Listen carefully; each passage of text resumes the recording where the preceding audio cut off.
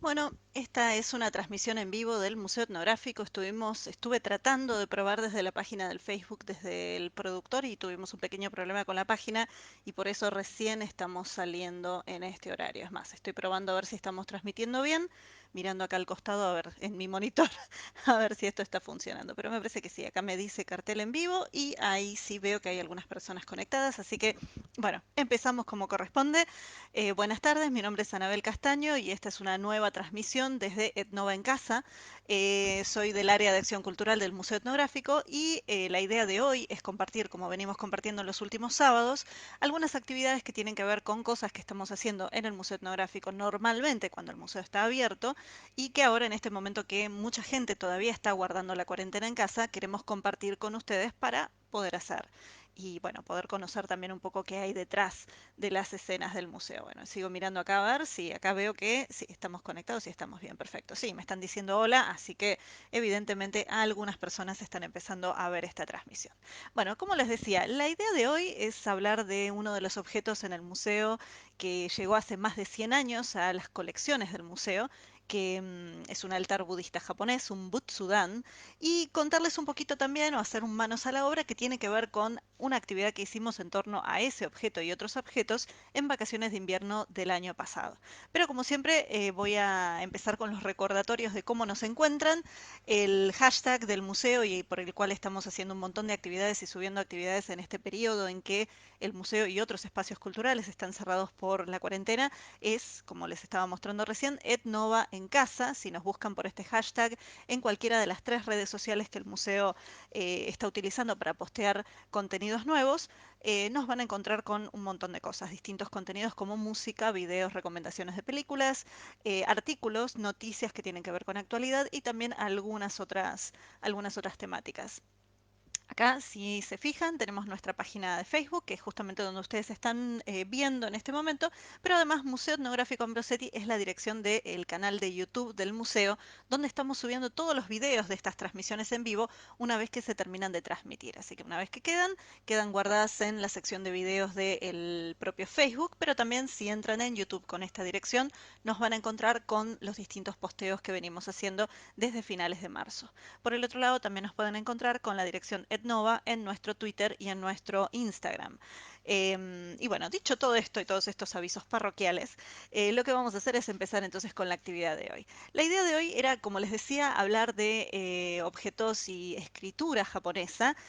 Nosotros justamente en el museo tenemos un altar budista japonés, si vieron los flyers que promocionaban la transmisión de hoy, y si no, bueno, tal vez han estado en el museo y han visto nuestro altar budista. El altar budista que hay en el museo es un butsudan, un gabinete, digamos, un altar gabinete que tiene puertas que se abren y se cierran, no en el caso de la exhibición porque no podemos estar tocándolas, y es un enorme objeto de 2 metros por 3 metros en el cual hay distintos objetos de madera tallados que representan a Buda, a distintos bodhisattvas de Buda, que serían emanaciones espirituales, distintos personajes históricos que fomentaron el budismo en Japón y muchos objetos que tienen que ver con la ceremonia religiosa en el budismo. Eh, en este sentido es un objeto muy llamativo además porque a pesar de que es de madera, está hecho con un laqueado a la hoja que lo pone de un color imponentemente negro, pero además de eso tiene todo dorado a la hoja y eso hace que aflore y se vea como una gran cosa dorada cuando uno ingresa en la exhibición en donde se encuentra. Y este altar llegó al museo hace, como les decía, más de 100 años, hacia 1911, bueno, un poquito antes también, tenemos evidencias de que Ambrosetti ya se había puesto en contacto con un importador japonés para que trajera un ejemplo de altar budista para que ingresara a las colecciones del museo. Juan Bautista Ambrosetti, que fue quien funda el museo en 1904, tenía interés de tener objetos religiosos de distintas sociedades para en ese momento hacer una exposición o pensar un poco a través de la cultura material de los objetos en justamente pensar en estas diversidades y estas diferencias que hay en las distintas religiones y también cómo se manifiestan en estos objetos. Y hubo un pequeño malentendido, no estamos seguros en dónde fue que no se entendió bien la idea, pero lo que él estaba buscando era un altar budista de este tamaño, más o menos del tamaño de una hoja de papel. Y sin embargo, lo que él se encontró y lo que le trajeron después de un año y que estuvo en el puerto y tratando de justamente ver cómo se conseguía la forma de pago, porque excedía el pago que se había calculado y que la universidad ponía tenía para el presupuesto de la compra del objeto era un altar, como les digo, de 2 metros por 3 metros, enorme, que había sido hecho especialmente para el museo desde Japón. Y bueno, después de muchas idas y vueltas, y esto sí lo contamos siempre en las visitas guiadas del museo, porque además hay mucho para contar en torno a la iconografía, a todos los detalles y elementos que componen el altar, lo cierto es que el altar finalmente vino al museo y ha estado en exhibición prácticamente desde entonces. Un detalle es que llegó incluso antes de que el museo ocupara el actual edificio en donde está. Si ustedes vienen a la ciudad de Buenos Aires o si están en la ciudad de Buenos Aires y no nos conocen, si van a la calle Moreno 350 se van a encontrar con el museo, que en realidad está en un edificio que fue construido originalmente para la Facultad de Derecho. Acá les estoy tirando un montón de datos, pero que tienen que ver un poco con esta historia de las instituciones que dependen de la Universidad de Buenos Aires y en este caso también la historia del museo. Lo cierto es que cuando, cuando el altar ha estado así en exhibición, a veces la gente pregunta por él, hay visitas guiadas. A ver, me están diciendo que hay algunos problemas de transmisión, ¿estamos bien? A ver, justo acá me está, el video no me lo está mostrando, pero vamos a ver si es que podemos verlo. Esperemos que esté funcionando bien la transmisión. Em, Estoy esperando a ver si me hacen algún comentario por las dudas, a ver si llego a ver y me dicen sí, sí, está bien, no te preocupes. Em, ¿Sí? ¿Estamos? ¿No estamos? Sí estamos. Bueno, me dicen que sí. A ver. Bueno, vamos a seguir entonces. Esto de la cuestión de los vivos es todo un tema. Vamos entonces a seguir adelante con la transmisión. Y como les decía, a ver, estoy tratando de mirar acá los mensajes que me están mandando justamente los usuarios, las personas que están conectadas. Y, y bueno, ahora sí, ahí estamos. Bien, perfecto. Sí, me están diciendo te estamos viendo, al menos por acá transmite perfecto, buenísimo. Hay una demora como de unos segundos, entonces la verdad es que desde este lado justo se me apagó el video, así que no puedo ver, digamos, lo que estoy mostrándoles. Pero bueno, voy a asumir que, y voy a estar mirando un poco pendiente acá al costado con los mensajes, y si entra algún mensaje y me dicen no se ve, no se escucha, trataré de corregirlo. Esto es lo que nos pasa justamente cuando estamos transmitiendo desde nuestras propias casas con los materiales que tenemos. Pero bueno, yo les decía volviendo a esto, el altar como objeto ha sido parte además de muchas visitas guiadas del área de acción cultural y también de otras áreas del museo, además de ser parte de investigaciones, charlas, conferencias y un montón de otras cosas en torno a ese objeto. Pero además, nosotros el año pasado en vacaciones de invierno nos llamaba la atención, o no es que nos llamaba la atención, sino que hubo una pequeña exhibición temporal que tenía que ver con objetos vinculados a la escritura y a las tecnologías de memoria o de registro, como bueno, en general es la escritura. Y ahí fue donde el altar tiene en su centro una tableta tallada de madera en dorado a la hoja también que tiene 4 kanjis. Los kanjis son ideogramas japoneses, ahora les voy a contar un poco más de eso. También son equivalentes, digamos, a la escritura china, que conocemos también de ideogramas. Y estos kanji venían ya en el mismo altar y tienen una frase de buenos deseos, felicidad y fortuna para el país que recibe este altar budista, o sea, en este caso la Argentina. Y lo cierto, acá sí me están dando algunos comentarios, así que sí que buenísimo que han entrado, aunque sean los comentarios. Sí, voy mirando un poco por las dudas, esto de ir y venir, pero bueno, vamos a hacerlo así por lo menos. Genial. Bueno, entonces, una de las cosas que nos llamaba la atención y que vinculábamos con la exposición esta que tenía estos objetos de escritura era justamente esto, la escritura y las formas de escribir o de registrar la memoria. Nosotros hemos hecho juegos de hilo a lo largo de algunas de las transmisiones que se han hecho previamente y los juegos de hilo también son una forma de memoria, son una estructura o una tecnología que nos permite, o a ciertas sociedades les permite, que al usar estos juegos, al hacer ciertas formas, están también rememorando o registrando algún aspecto de su historia. Esto ocurre con sociedades, por ejemplo, como, bueno, no me voy a ir de tema, pero después si quieren cualquier cosa, después volvemos a eso otro día y hablamos un poco más a fondo. Pero lo cierto es que justamente tenemos los juegos de hilo, tenemos otras tecnologías, tenemos sellos, los sellos, había una exposición que tenía moldes de sellos asirios y eran sellos circulares que al pasar lo que estaban era mostrando imágenes que tenían que ver también con la iconografía y con historias de personajes que se estaban registrando en tiempos antiguos. Escritura en braille, objetos vinculados a, por ejemplo, sellos con ideogramas chinos, y todo esto nosotros lo incorporamos a una actividad dirigida para familias, y uno diría para chicos y chicas, no, no, porque los grandes también se enganchaban un montón, que tenía que ver con esto y que se llamó código vacaciones. Ahí lo que nosotros planteábamos era eso, que todos estos códigos, estas codificaciones, estas formas de registrar las memorias, son, se van manifestando de formas muy diferentes y eso es algo interesante también para poder jugarlo, usarlo, hacerlo, aprenderlo y descubrirlo. Sobre todo cuando tenemos un tipo de escritura que es la que aprendemos normalmente, digamos que es siguiendo las pautas del sistema occidental, ¿no? Y una escritura y una caligrafía particular. Entonces, un poco con esto nos vamos a ir entonces a la actividad que habíamos propuesto para el Manos a la Obra, porque una de las cosas que nosotros hicimos fueron varios juegos de dominó que estaban vinculados a estos sistemas de escritura. Ustedes han jugado, espero, o me imagino, y si no, les recomiendo que en algún momento jueguen al dominó, que son estas fichas que uno va buscando los mismos números coincidentes para armar distintas estructuras.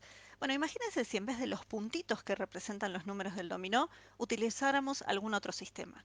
En Código Vacaciones utilizamos braille, hicimos unos dominó donde ustedes podían tocar los números y entonces ahí poder encontrar, aunque sea empezar a encontrarse con la experiencia de una forma de leer y de escribir diferente, incluso no utilizar los mismos sentidos que utilizamos en la escritura, ¿no? Uno está esperando que uno va a estar usando la vista y en este caso estábamos usando el tacto. Pero además de eso, hicimos lo mismo con unos dominós con kanjis, con la escritura de ideogramas japoneses. Entonces, yo voy a empezar a desviar la cámara un poquito y a apuntar hacia la mesa. Y acá sí, ya no sé si está apuntando, así que tengo la esperanza de que sí. Ustedes llegan a ver acá el cuaderno que dice Código Vacaciones, espero.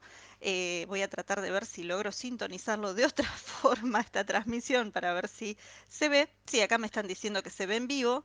Fantástico. Y entonces, acá que tengo, y que ustedes lo pueden ver, y voy a ir acomodando un poco la hoja para poder trabajar, lo que tenemos es entonces esta hoja con la idea de los dominós. Lo que les habíamos sugerido eran unas 28 piezas para poder trabajar con un dominó de 6, del 0 al 6. Esto es algo que, digamos, este esquema que yo empecé a armar acá es un esquema que nosotros lo habíamos armado originalmente para pensar en el dominó. Lo que pensábamos era, bueno, empezamos con todas las filas del 0, del 1, del 2, del 3, del 4, del 5, del 6, y después acá se va completando, digamos, una especie de ficha para saber qué números son los que nos faltan, ¿sí? Lo que ustedes van a hacer es 00, 01, 02, 03, 04, 05, 06, 11, 12, bueno, ahí se van fijando qué es lo que aparece, porque el 01 ya está usado, entonces 11, 12, 13, 14 y así. Y de esta manera ustedes van a tener acá como completo el esquema de las fichas. Espero que esto quede claro, o sea, lo más claro posible. En este caso, esto sería para un esquema de dominó, digamos, con los números arábigos, con los números que nosotros usamos en este momento. Pero lo que vamos a hacer es primero aprender a hacer los kanjis y después a partir de los kanjis vamos a ver cómo se completa este dominó con kanjis. Entonces, vuelvo para la hoja en blanco. Lo que nosotros tenemos entonces es la idea del kanji, y para la gente que me pregunta cómo se escribe kanji, vamos a buscarlo acá, que lo tengo justamente con mi ayuda memoria. Kanji se escribe de esta manera y es la palabra que define a los ideogramas japoneses y también chinos. En realidad, los chinos desarrollan este tipo de escritura y después de un tiempo, los japoneses también lo van a adoptar. En realidad, en la escritura japonesa es un poco más compleja porque ellos tienen cuatro sistemas de escrituras, tres formalmente, pero en realidad hay cuatro, que son el hiragana, el katakana, el romaji, que serían las palabras que ellos adoptan no de su propia lengua, sino de lenguas ajenas, y el kanji. Los kanjis, que son ideogramas, lo que van a estar es expresando ideas a través de, justamente ustedes van a estar interpretando símbolos en los dibujos. Entonces, por ejemplo, si yo estoy hablando de sol, este es el kanji para sol. No sé si lo llegan a ver. Si ustedes se fijan, vamos a ver si esto se enfoca bien. Entonces, si ustedes se fijan, esto sería sol. Los trazos siempre se van a hacer de una misma forma. Yo acá lo dibujé al sol muy chiquito porque lo que quiero es tener espacio para poder dibujar los kanjis. Pero lo cierto es que lo que ustedes van a estar necesitando siempre es poder trabajar con esto y seguir siempre los mismos trazos. Los japoneses incluso han desarrollado una forma de arte de la caligrafía japonesa, o sea, si esto lo ve un profesor de Shodo, que es el arte japonés de la caligrafía, la verdad que se avergonzaría mucho de mí, pero acá en este caso se los voy a mostrar como para que ustedes y todos podamos hacer esto en, por ejemplo, los dominos. Entonces, si nosotros tenemos, por ejemplo, esto sería sol, si yo les estoy hablando de, no sé, árbol, árbol se escribe así, este es el ideograma para árbol, y si nosotros quisiéramos hablar, por ejemplo, de origen, origen o raíz, lo que vamos a estar es marcando en la idea de árbol, acá, la raíz. Entonces, hay un montón de elementos dentro de esto que cada uno de estos ideogramas nos va a estar hablando de ideas completas, y además en relación entre sí, justamente se van construyendo palabras y conceptos mucho más complejos. Pero vamos a empezar con los números. Entonces yo lo que voy a hacer es doblar un poco mi hoja, un poquito como para que ustedes no vean estos kanji que quedaron aquí. Y vamos a empezar entonces con los números. Vamos a aprender 6 números nada más. Bueno, 7 en realidad porque vamos a ver el cero también, que el cero es una importación. Los japoneses no lo utilizan en su escritura, no lo utilizaban tradicionalmente en su escritura y después sí lo van a utilizar. Pero vamos a ver entonces los números del 1 al 6, ¿sí? Los números del 1 al 6 son bastante sencillos para poder, a ver, me dice acá, se ve medio cortado el cuaderno, me están diciendo acá justo, bueno, esperemos que ahora se vea un poco mejor toda la imagen. Justamente los números vamos a empezar con el 1, el 2 y el 3, que son los más sencillos para hacer, y a partir de ahí vamos a después seguir construyendo los otros, ¿sí? Los primeros números, el 1, el 2 y el 3, en japonés hay dos formas de mencionarlos, dos formas de decirlos. Yo les voy a decir una sola de las formas, que sería, bueno, no importa, vamos a hablar directamente una forma de nombrarlos, de numerarlos, y si ustedes hablan con alguna persona japonesa, seguramente les va a decir después cuál es la segunda. Pero la forma de nombrar, por ejemplo, el uno es ichi. Ichi, yo lo escribo. Ah, y un detalle, perdón. Yo acá estoy escribiendo y en realidad en el sistema de escritura que nosotros estamos utilizando de la cultura occidental, nosotros escribimos de izquierda a derecha. Pero en realidad en la cultura japonesa se escribe de arriba a abajo y de derecha a izquierda. Esa es la forma tradicional. Y si ustedes se fijan después en algún periódico, libros antiguos, pinturas, escritos, hay mucho material donde ustedes pueden ver justamente la forma de escritura de arriba a abajo. Justamente los kanjis que están en el altar budista del museo están escritos de arriba abajo. Son 4 kanjis, uno debajo del otro, y ahí uno los va leyendo. Pero en este caso, bueno, yo acá se los estoy escribiendo así, el ichi, y el ichi es básicamente un solo trazo que marca el 1. Y siempre hay una forma de dibujarlo y siempre va a ser, en este caso sí, van a ser de derecha, perdón, de izquierda a derecha, el kanji, después la composición completa se escribe de arriba a abajo, de derecha a izquierda, pero el orden de los trazos siempre va de la izquierda hacia la derecha. Entonces, ichi es este trazo, ¿sí? Es una raya horizontal pequeña, y entonces nosotros yo a veces marco acá, que acá está el primer trazo, ¿sí? Este es un trazo solo, entonces ustedes si quieren marcar el 1 en el dominó, ustedes tienen el cuadradito y ahí tienen el ichi. Si están buscando para escribir el 2, el ni es el número 2. Entonces, si van a escribir el número 2, lo que van a hacer es, van a escribir un trazo para el ichi y una raya un poquito más larga para el 2. ¿Sí? Esa sería la forma del número 2. Así les quedaría probablemente en uno de los laterales del dominó. Me están diciendo no se ve. Uy, bueno, vamos a ver entonces. Gracias Alejandra que nos está avisando. Ponelo donde está el cuaderno cerca de la taza. Ah, porque la cámara está muy. Ah, ahora sí, vamos bajando un poquito más. Eso es lo que pasa cuando no tengo la cámara enfrente mío de la computadora para ir corrigiendo. Pero bueno, y encima hoy no tengo camarógrafo, así que ahí estamos. Ahora enfoca la taza. A ver, ahí me están diciendo, bueno, gracias. Me van ayudando un poco con cómo están los enfoques. Entonces, seguimos. El ichi, el número 1, el ni, el número 2. Seguimos por acá y si les parece vamos a ver entonces el número 3. El número 3 es también la composición del ichi y el ni. Yo voy a abrir la hoja. Ah, bueno, está bien. Voy a abrir la hoja para el otro lado.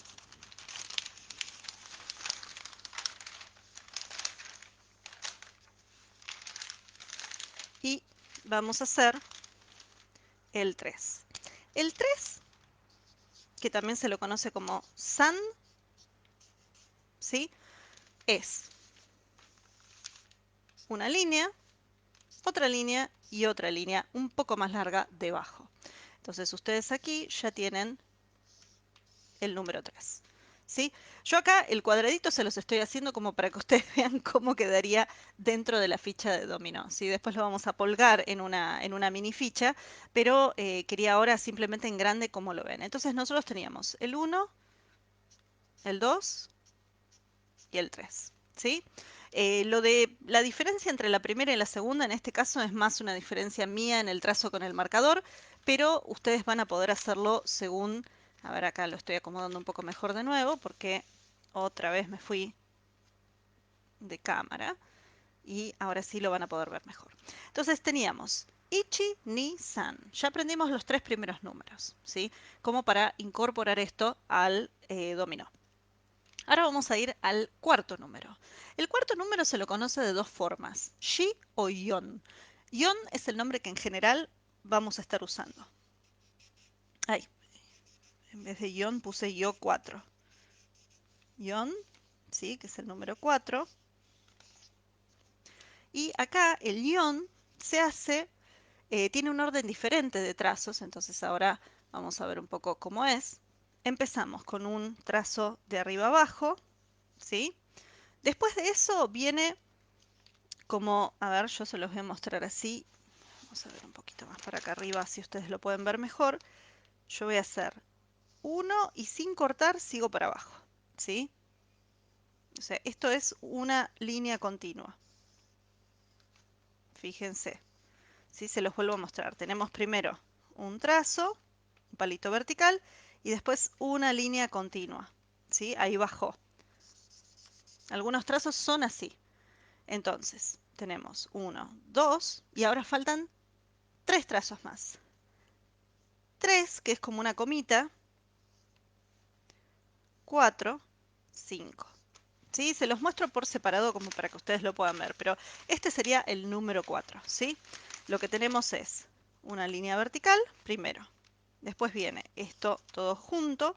Después viene este movimiento, fíjense, estoy haciendo como una especie de coma, pero esa coma la voy a hacer acá. Empieza acá arriba y sigue acá. Y me queda como un semicírculo ahí, como que estoy marcando la esquina, estoy marcando casi para un orden geométrico. Y después acá voy a estar haciendo algo parecido a esto, pero al revés, una especie de L, ¿sí? Y acá me queda como una forma más en ángulo, en vez de un círculo, más en ángulo, y después acá el trazo final. Esta es la forma en que se hace el número 4 en los ideogramas japoneses, en el kanji. Y es importante realmente el tema del orden, por eso lo estoy haciendo de esta forma y les estoy complicando un poco la vida en cómo es la explicación y cómo lo tienen que hacer ustedes. Pero espero que haya quedado claro. Se los vuelvo a mostrar. Línea para abajo, línea así, después viene la coma, después viene como esta L y después el trazo final. ¿Sí? Entonces ahí tenemos el yon, el número 4. Después de eso, vamos a ir al número 5. Entonces, el número 5 es un número que además se utiliza, por ejemplo, para hablar de, se usa, por ejemplo, la palabra hablar, justamente, porque se necesitan varios sentidos para poder estar hablando, varios orificios, los del oído, los de la boca, entonces son varios orificios los que hablan y lo que dice es que son 5, los que se están moviendo al mismo tiempo, ¿no? En términos de lo que es hablar y comunicar. Y entonces vamos a ir a hacer el número 5, se los voy a mostrar, el número 5 se llama Go, ¿sí? Y se hace así. Empezamos con un trazo horizontal, ¿sí? Como la parte de arriba, la tapita de arriba. Después no empezamos desde acá de la punta, empezamos como un poquito más adelante de esa línea y tiramos una línea para abajo, así. Y después de eso vamos a hacer, fíjense, yo estoy sacando acá una línea hasta acá y bajo, ¿sí? Y después el cierre. Este sería el número 5. Son 4 partes, tiene 4 trazos y así se hace el go. Ahí lo tenemos, ¿sí? Este sería el go o número 5 para los ideogramas japoneses o kanji. Hay ideogramas que tienen más de 10 trazos, más de 15 trazos. Digo, para que lo tengan en cuenta, que acá por ahora estamos bien, estamos con un nivel relativamente fácil. Y después de este, acá estamos, perfecto. Y después de este vamos a hacer el número 6, que es el Roku. El Roku, capaz que algunos de estas palabras que yo estoy usando en este momento, la gente que es fanática de, por ejemplo, el anime o el manga, el cómic japonés, los dibujos animados japoneses, o que es fanático de algún videojuego, puede llegar a reconocer algo de esto que justamente estoy haciendo acá. Bueno, el Roku, que es el número 6, lo que tiene es un palito pequeño, chiquitito, es casi como una especie de acento vertical. Después una línea horizontal, esto se apoya en esto, ¿sí? Y después viene por separado de la línea estas dos patitas, ¿sí? Y ahí tenemos el 6, el Roku.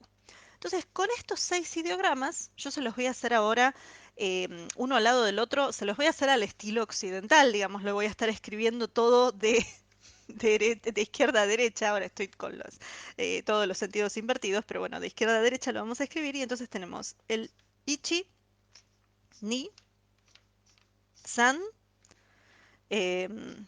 Yon, después viene el Go y el Roku. Estos 6 números son los que vamos a estar usando para nuestro dominó. Y para el 0, que también es un número que siempre aparece en el dominó, lo que vamos a estar usando, y ahí ustedes pueden elegir, pueden directamente dejarlo vacío, como pasa en el dominó de puntitos, o si no, lo que van a hacer es usar el número 0, se lo conoce como rey, pero no rey con Y, R-E-I latina, o si no, a veces le dicen Maru. No le digan a las Maru que son 0 porque ahí se arma el tole tole. Pero sí, si ustedes dicen Maru, lo que van a estar hablando en realidad es del punto. Del punto, por ejemplo, del punto final. Y entonces del punto de una oración, del punto aparte. Este punto se hace como una especie de circulito. Y entonces acá, cuando ustedes quieren hablar del 0, este Maru, este punto se hace más grande. Se hace un círculo redondo. No es el cero arábigo, que incluso el cero arábigo igual es con trampa, porque ese cero que nosotros usamos en los números, digo, lo voy a poner así, este cero que nosotros usamos así, bueno, escrito casi casi igual es el número 5 en números árabes. Entonces ahí tienen, por ejemplo, diferencias con el tema de las escrituras. Vuelvo de nuevo a los japoneses. Entonces, si ustedes quieren pueden hacer el cero así, o si no, o sea, el maru o rei, y si no, lo hacen directamente en blanco. Y entonces, ¿cómo vamos a estar haciendo este dominó? Yo acá en casa no tengo ningún dominó, los tengo todos prestados, regalados o ubicados en otras partes. En el museo tampoco teníamos, entonces lo que hicimos fue pedirles a un compañero, Agustín, que nos cortara unas piezas de madera rectangulares. Agustín muy gentilmente lo hizo. Yo acá no tengo nada, no tengo un Agustín tampoco para que me ande cortando piezas de madera rectangulares y aparte yo tampoco tengo acá piezas de madera rectangulares. Pero entonces, ¿cómo fue que trabajamos? Nosotros teníamos las piezas, eran un poco más chicas que estas, y a todas les hicimos una división y después esa división la habíamos hecho a veces con marcador. En general lo hicimos con marcador como para que supiéramos bien los dos campos del dominó que íbamos a estar usando. Y entonces de cada lado, después con pincel le pusimos los números o los kanji. Con pincel lo que pasa es que quedan con trazos bastante gruesos. Yo acá en casa no tengo ningún pincel tampoco, tengo las pinturas, pero no tengo pincel finito para hacer. Entonces lo que voy a hacer en realidad es usar una lapicera vieja que tengo por acá, que la había dejado separada. Acá estás. Y vamos a estar con esto pintando lo que falta. Entonces, si yo quisiera, por ejemplo, trazar acá, lo voy a hacer muy, muy, muy, muy desprolijo, pero bueno, ahí estamos. Si yo quisiera trazar acá, por ejemplo, el número 6, ¿sí? Yo voy a sacar la regla, voy a sacar esto. Y entonces, si ustedes ven, no sé si se llega a ver acá, si no retrocedo un poquito más, para trazar el 6 con pincel es un poquito más fácil, ¿sí? Le hacemos el toque así, además les va a quedar como un ancho, bueno, si es que lo logramos, ¿no? Porque justamente con pincel es muy distinto que hacerlo con un palito, pero ahí estamos, y ahí vamos con uno, y ahí vamos con otro. Y en este sentido, estos trazos que van de finito a grueso imitan de forma muy burda, muy burda, lo que se trata de hacer de una manera muchísimo más artística. Es una búsqueda realmente espiritual, en un punto filosófica, los trazos que hacen la caligrafía japonesa. En realidad, la gente para aprender esto se aprende con distintos medios y recursos, pero sobre todo, por ejemplo, se usa también pincel y tinta, se sigue utilizando. Entonces, acá yo acabo de hacer un 6. Y del otro lado vamos a hacer un 4, que fue, costó un poco explicarlo, pero creo que va a ser visiblemente claro. Acá tenemos la línea vertical del 4. Le hago, bueno, le hago, si no me quedo sin tinta, la L que teníamos acá. Después viene acá el semicírculo, la L chiquita, el cuadradito. Y acá tenemos el cierre del dominó. Es un dominó, si lo hacemos con pintura, lo va a hacer un dominó un poco más rústico, pero se va a poder entender perfectamente. Y la idea es que justamente chicos y grandes puedan buscar los números que son iguales, obviamente, para seguir jugando. Nosotros esto lo hicimos en 28 fichas y funcionó perfectamente. Si ustedes tienen dominó de 9 fichas, o sea, del 0 al 9, de más de 28 fichas, les muestro rápidamente cómo se hacen los otros números que faltan. Y bueno, queda en sus manos poder lograr hacer este, esta, esta variante, ¿no? A ver, los números que nos faltaban, que eran el 7, el 8 y el 9, para la gente que tiene un dominó de 9 números, son los siguientes. Tenemos el nana, el 7, que se escribe trazo, empieza una horizontal, y después de eso viene este así. ¿Sí? Es casi como una T, ¿sí? Más o menos, digamos. Después viene el 8, que es el hachi. El hachi tiene como las dos colitas del Roku, del 6 que habíamos usado, pero sin la parte de arriba, ¿sí? Tienen 1 y 2. Y después tienen el último número. Tengo acá mi machete con los trazos por el orden de los trazos, que es el Q, que es el 9, porque si me olvido del orden de los trazos, esto está todo mal. Acá tenemos el 9, que es como una especie de línea curva, y acá esta se corta así.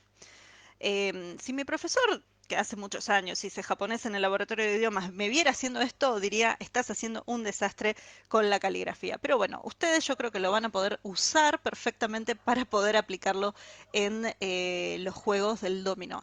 Y también lo pueden aplicar en otros juegos. Si ustedes quieren, por ejemplo, y si tienen estos elementos de pintar con números, por ejemplo, de estas hojas que son para pintar distintos sectores, nosotros habíamos hecho unas hojas para los más chiquitos que eran para pintar con números arábigos. Entonces tenían que buscar todos los sectores que se correspondían con eso. Es una forma interesante también de empezar a pensar cómo escribimos, de qué forma también leemos estos trazos de escritura, y también un poco pensar en cómo se han ido originando y formando algunos de estos ideogramas, algunas de estas letras, cómo han ido pasando de un lugar al otro.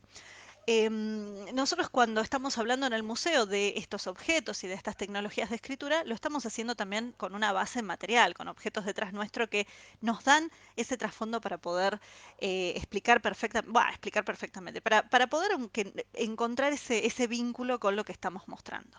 Entonces, para ir terminando, y ya casi está por terminarse el horario de la transmisión, habíamos prometido una narración. Y justamente en el altar budista, uno de los objetos que hay dentro de todos los elementos, además de los kanji, además de otras cosas como campanas que representan el cielo, flores de loto, también tenemos dragones. Hay unos dragones enormes que están en el cielo del altar, en la parte más alta del altar, que están uno con la boca abierta, uno con la boca cerrada, protegiendo. Y hay muchas historias de dragones en la cultura japonesa. Y justamente hay una que a mí me gusta mucho compartir con los chicos y los grandes cuando hacemos ciclos de narración en el museo que tienen que ver con cuentos japoneses, que es la historia de Hidesato. Dicen que Hidesato estaba llegando al lago Biwa, un lago enorme que está en Japón, y vio atravesando el puente del lago Biwa una enorme serpiente dragón, pero enorme, gigantesca. Y en vez de darse vuelta y salir corriendo, Hidesato lo que hizo fue subir por arriba, pasar por arriba, caminarle por arriba y atravesarla y después seguir cruzando el puente. Cuando llegó al final del puente sintió que alguien lo llamaba. Y cuando se dio vuelta, lo que vio era que en vez de una serpiente dragón enorme, lo que había era un hombre un poco bajito, muy elegantemente vestido, con pelo colorado colorado y una corona en forma de dragón. Era el rey dragón que habitaba el fondo del lago Biwa. Vivía en un enorme palacio y había estado hacía un montón de tiempo acostado en ese puente, esperando que algún hombre valiente, sin miedo, se enfrentara a él y pudiera pasarlo de alguna forma. Hidesato fue increíble porque ni siquiera lo enfrentó, lo pasó por arriba y no le importó nada. Y justamente ese valor era lo que él estaba buscando. Lo invitó a Hidesato a acompañarlo, a cenar con él, y así él le iba a explicar cuál era su problema y por qué estaba buscando a un hombre valiente. Y dicen que Hidesato lo acompañó hasta el fondo de ese lago, sin ahogarse, y se encontró con un enorme palacio de habitaciones todas lujosas, llenas de cosas increíbles que él jamás había visto en la tierra. Y lo esperaba además este enorme banquete. Y mientras él comía y los peces bailaban en torno a él y la gente lo saludaba y le decía muchas gracias por venir, qué valiente que debe ser, el rey dragón le fue explicando el problema que tenía. Todas las noches bajaba de la montaña al lado del lago un enorme ciempiés gigantesco con un sonido siniestro de sus patas golpeándose contra el piso y se iba comiendo todo lo que había dentro del lago, peces, algas, plantas de las que fueran e incluso la propia familia del rey dragón. Y lo que el rey dragón necesitaba era alguien valiente que se enfrentara a ese enorme ciempiés. Hidesato aceptó la invitación a enfrentarse al monstruo. Y esa noche se puso de golpe todo oscuro, se dejaron de ver las estrellas incluso en el fondo del lago, y se empezó a escuchar un sonido muy pero muy siniestro. Y ese sonido que decían que son las patas del ciempiés, son las patas del ciempiés que iba bajando. El ciempiés se acercaba cada vez más fuerte y Hidesato, escondido, veía cómo se iba enrollando en torno de la montaña, enrollando en torno de las costas del lago, enrollando hacia el fondo hasta cubrir completamente el castillo del rey dragón. Y ahí, cuando la cabeza del cien pies estaba prácticamente encima del castillo, Hidesato agarró una de las pocas flechas que tenía encima, tenía tres. Agarró la primera, apuntó con su arco bien hacia el dragón, hacia el cien pies, y ¡fiu! ¡Pac! La flecha le dio en el medio de los ojos, pero rebotó.